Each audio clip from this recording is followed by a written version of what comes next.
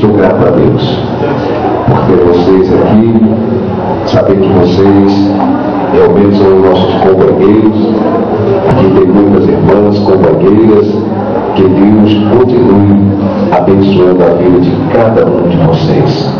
Vocês serão pagos, mas não por mim. Deus recompensará cada um de vocês pelo esforço, por ter vindo até aqui. Eu agradeço a Deus pela vida de vocês. O Mário, Dona Tereza, sua filha, os filhos não vieram, mas nós estamos felizes pela presença de vocês aqui nesse lugar. Eu quero agradecer em especial, irmãos, a minha família, a minha esposa, o meu casal de filhos, o Senhor nos deu. Porque o único bem maior nessa terra que nós temos é família. E eu prezo muito por isso, por minha família. E eu tenho vivido isso, aprendido isso com o meu pastor. Que família, irmãos, você estando bem em casa, com a tua família, você está bem na igreja. Tem muitos problemas, mas se você estiver bem na tua casa, você está bem com a igreja, você está bem no trabalho, e você vai conseguindo vencer os reveses da vida. Creia nisso. Invista mais na tua família, e você será um crente, um homem, uma mulher vencedor.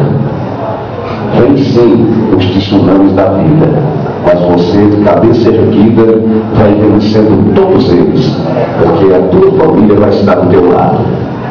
Mas se você não prezar por isso, não velar por tua família, você vai acabar os teus dias sós.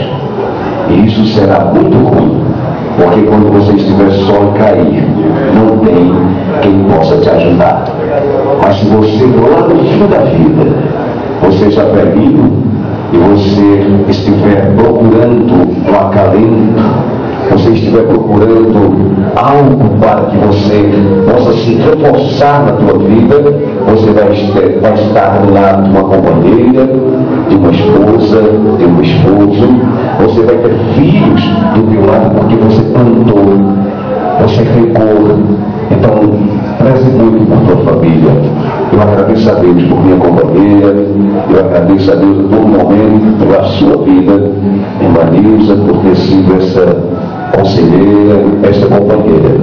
Eu não gosto, irmãos, desse negócio de dizer que a mulher é 90, 95, não. Assim eu estaria como pastora da igreja. Ela é minha companheira, minha ajudadora. Não é 90, não é 95, é minha ajudadora e está comigo a todo momento.